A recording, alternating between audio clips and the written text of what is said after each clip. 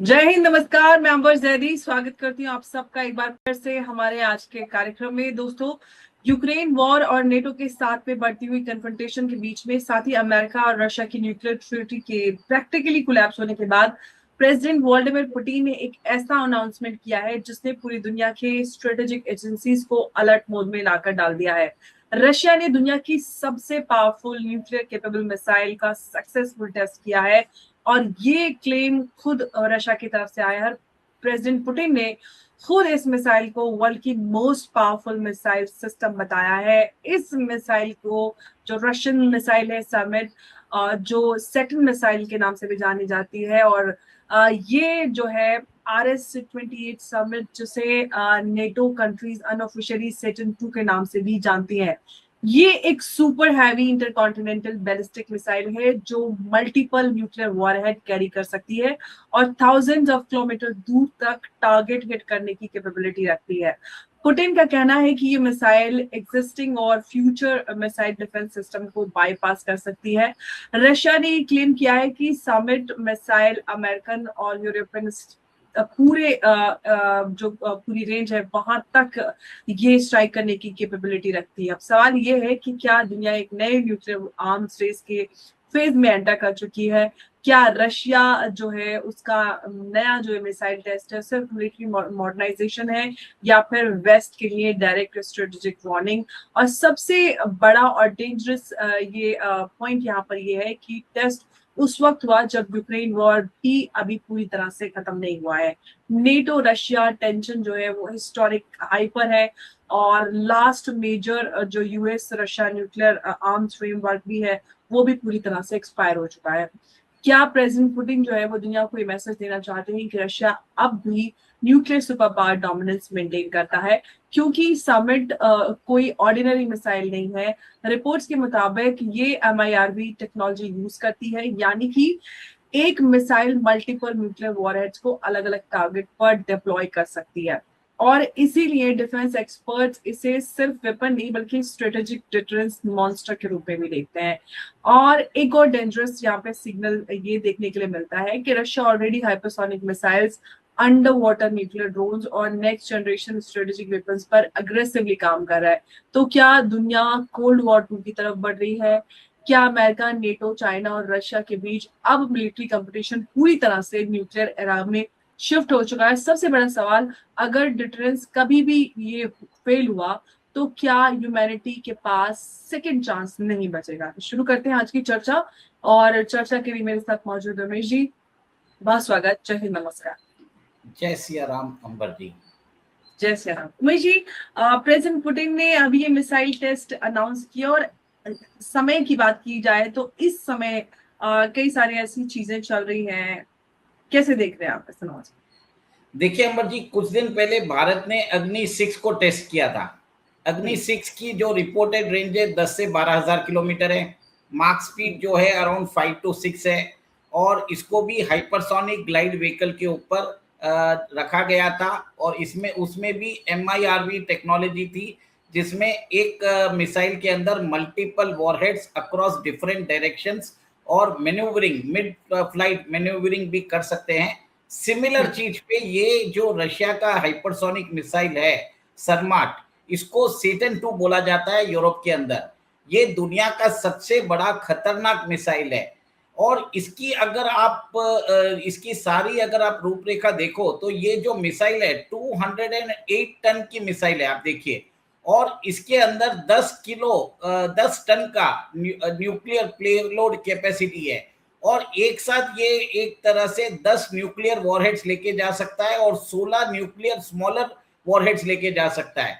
Russia ने इसको test किया है, और अब एक तरह से ये एक मैसेज देना चाहता है वेस्ट को कि हमारे पास अभी भी सारी टेक्नोलॉजी है, हम हाइपरसोनिक मिसाइल के अंदर आपसे बहुत आगे हैं। पुतिन ने बोला है कि जो वेस्ट के पास जो मिसाइल है उससे 4 गुना इससे ज्यादा इसकी रेंज है।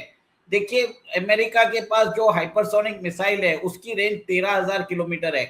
चाइना के पास जो उसकी DF-41 जो डांगफेंग 41 है उसकी रेंज 15,000 किलोमीटर है। नॉर्थ कोरिया के पास जो मिसाइल है उसकी भी 15,000 किलोमीटर है। भारत ने टेस्ट की 12,000 किलोमीटर।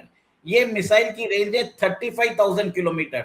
और इसको बताया जाता है कि रशिया की एक और एक अवंतग्राड हाइपरसोनिक ग्लाइड व्हीकल सिस्टम है, उसके ऊपर भी चलाया जा सकता है। मिड फ्लाइट इसको मैन्यूवरेबिलिटी कर सकते हैं, इसके डायरेक्शन चेंज कर सकते हैं, जिगजैग होके ये चलता ही जाएगा।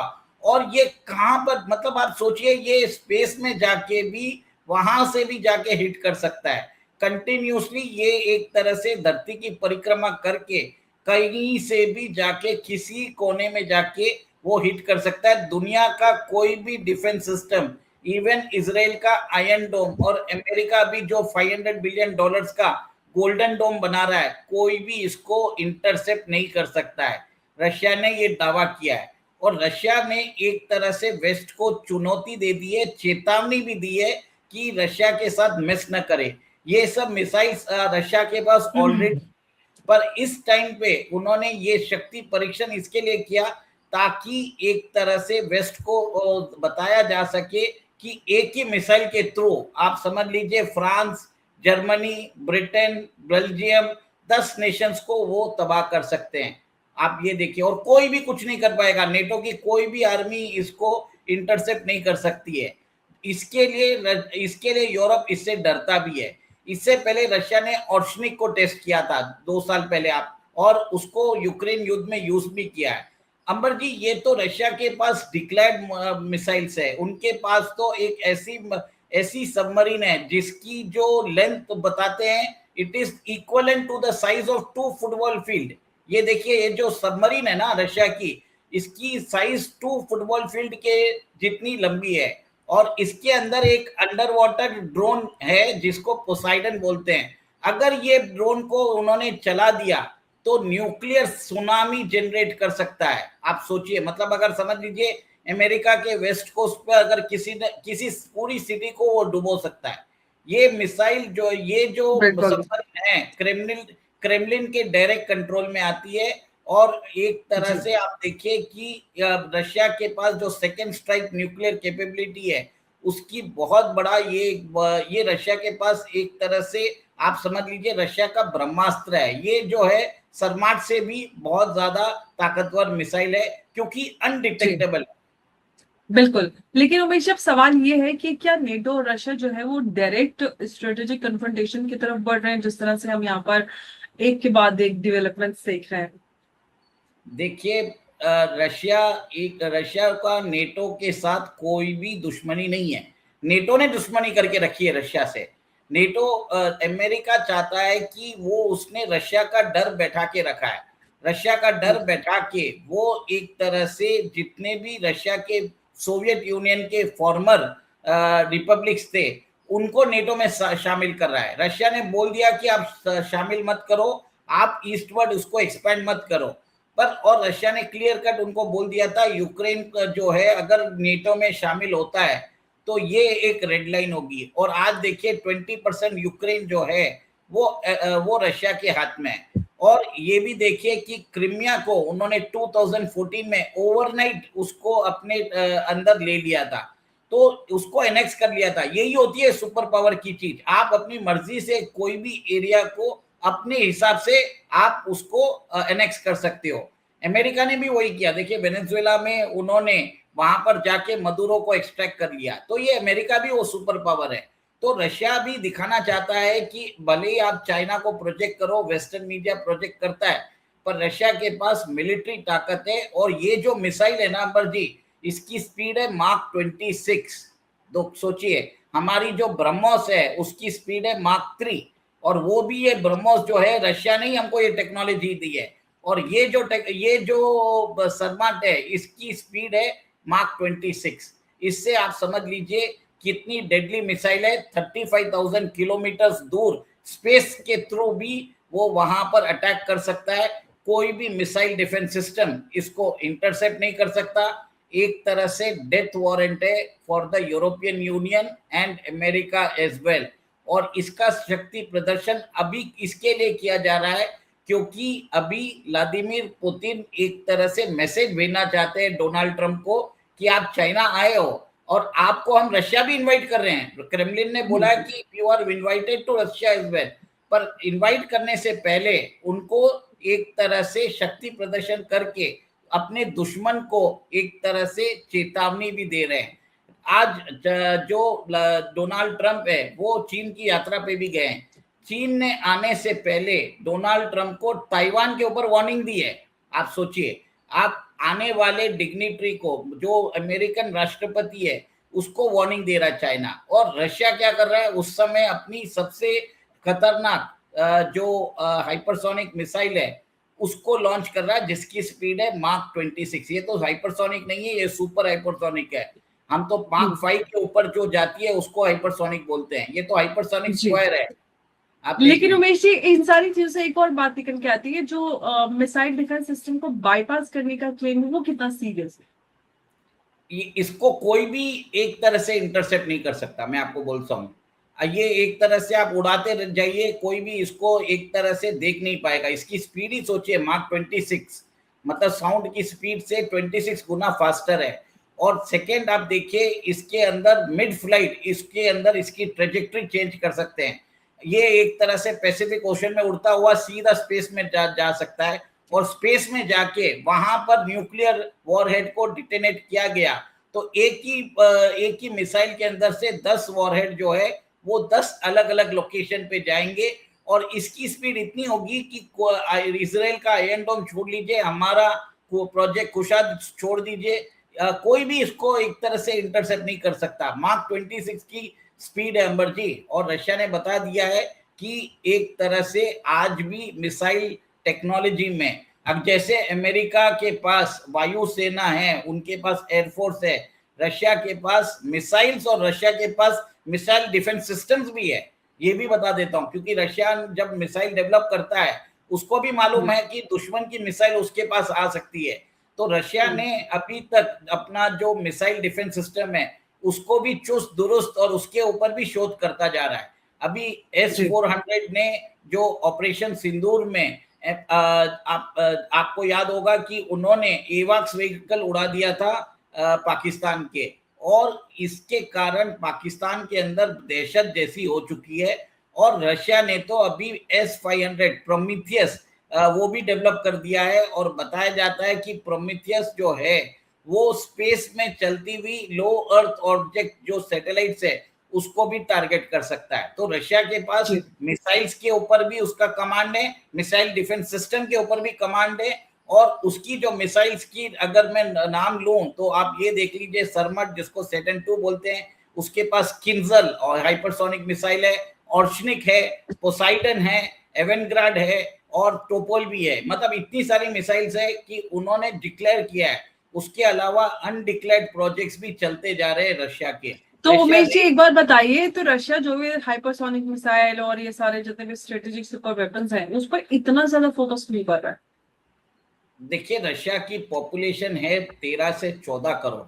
उसकी साइज जो है भारत का 1/10 पॉपुलेशन है, और उसकी जो साइज है भारत से 7 टाइम्स ज्यादा है। इतनी बड़ी साइज ऑफ पॉपुलेशन है, एजिंग पॉपुलेशन है।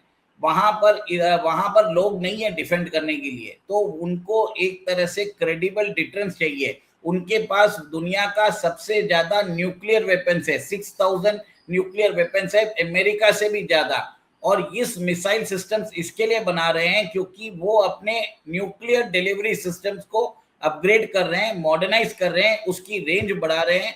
और ये जो सरमाट है, इन्होंने इसको 2011 में चालू कर दिया था, तो 15 साल लगे इनको इस सिस्टम को परफेक्ट करने के लिए। और रशिया इससे चुप रहने वाला नहीं है, इसके आगे भी वो शोध कर रहा होगा, और आगे भी वो एक तरह से अमेरिका से कहीं गुना आगे है। अमेरिका के पास जो इंटरकॉन्टिनेंटल बैलिस्टिक मिसाइल है वो 13,000 किलोमीटर की है, चाइना के पास 15,000 है, भारत के पास 12,000 है, रशिया के पास 35,000 किलोमीटर की मिसाइल है। और ये मिसाइल्स जो इंटरकॉन्टिनेंटल बैलिस्टिक मिसाइल, इसको हाइपरसोनिक ग्लाइड व्हीकल पे with MIRV technology at the speed of mark 26 with 10 nuclear warheads, 16 small nuclear warheads, जिसको स्पेस से भी फायर कर सकते हैं। ये जो स्पेसिफिकेशन है किसी भी कंट्री के पास नहीं है, और कोई भी कंट्री का मिसाइल डिफेंस सिस्टम, भले इजराइल का आयरन डोम हो, अमेरिका का गोल्डन डोम हो, हमारा S-400 या प्रोजेक्ट खुशाल, सुदर्शन, सबको भेज सकता है। इतना कारगर है रशिया का ये मिसाइल्स और मिसाइल डिफेंस सिस्टम। बिल्कुल, लेकिन अब अमेरिका और नेटो जो है वो क्या इसका उनकी तरफ से रिस्पॉन्स या जवाब आ सकता है, कैसे इसको देखेंगे? रशिया और यूक्रेन के बीच में अभी पीस टॉक्स चालू होने वाली है। रशिया ने इस मिसाइल की टेस्टिंग इसके लिए की है कि चलाने से पहले, वो जो टॉक्स होने से पहले वो नेगोशिएशन करेगा from the position of strength. ये एक तरह से नेटो, यूरोपियन यूनियन, वेस्ट और अमेरिका को चेतावनी है। इनफैक्ट चाइना को भी समझा रहे हैं कि भैया आप जूनियर पार्टनर ही हो, भले ही आपकी इकोनॉमी साइज बढ़ी है हमसे, उससे मैटर नहीं करता। वेपन डिलीवरी सिस्टम्स, टेक्नोलॉजी में हम आपसे कहीं आगे हैं। चाइना के पास 350 न्यूक्लियर वेपन्स है, रशिया के पास 6000 है। कोई भी कंपैरिजन नहीं है। और रशिया चाहे तो कोई भी कंट्री को अपने इवन अमेरिका को डिस्ट्रॉय कर सकता है। उसकी पोसाइडन मिसाइल है जो समुद्र के अंदर जो मिसाइल मैंने जैसे आपको बताया था, जो उनके पास सबमरीन है, it is the size of 2 football fields. उधर से ये अंडर वाटर पोसाइडन मिसाइल अगर छोड़ा जाता है तो पूरा उनके कोस्ट के अंदर वो न्यूक्लियर एक सुनामी लेके आ सकते हैं। 30-50 फीट की सुनामी आ सकती है जिससे entire city can be destroyed. तो ये रशिया का एक तरह से ये जो पोसाइडन है ये सरमट से भी ज्यादा खतरनाक है।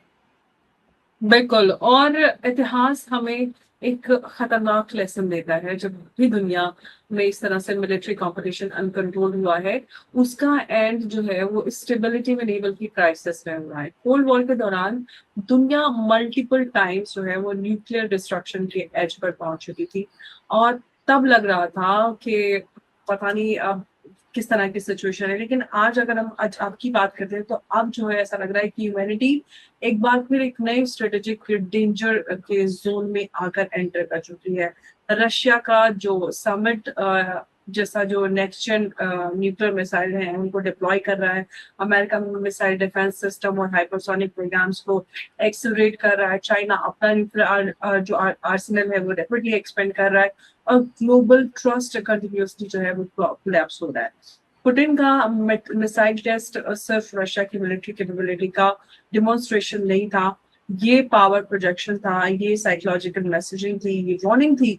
और वार्निंग के रशिया अब भी स्ट्रेटेजिक बैलेंस को चैलेंज कर सकता है। लेकिन सबसे डेंजरस चीज मिसाइल टेस्ट नहीं होती, सबसे डेंजरस चीज होती है मिसट्रस्ट। क्योंकि न्यूक्लियर वेपन्स का असली पर्पस वॉर जीतना नहीं होता, वॉर को रोकना होगा। और अगर मेजर पावर्स के बीच ट्रस्ट कंप्लीटली कोलैप्स हो गया तो जो डिफरेंस थ्योरी है वो फेल हो सकती है। सवाल अब सिर्फ रशिया के मसाइल का नहीं है, अब सवाल ये है कि क्या दुनिया के लीडर्स जो हैं वो कोल्ड वॉर के जो लेसन्स हैं वो याद रखेंगे, या फिर ह्यूमैनिटी एक बार फिर से आर्म्स से इसमें घुस जाएगी, और जहां गलती से पूरी सिविलाइजेशन की जो डायरेक्शन है वो बदल सकती है। एक गलती बहुत भारी पड़ सकती है। महेश जी, बहुत धन्यवाद आपका इस चर्चा में हमारे साथ जुड़ने के लिए। नमस्कार। जय हिंद, जय भारत। जय सिया राम। जय श्री राम। शिव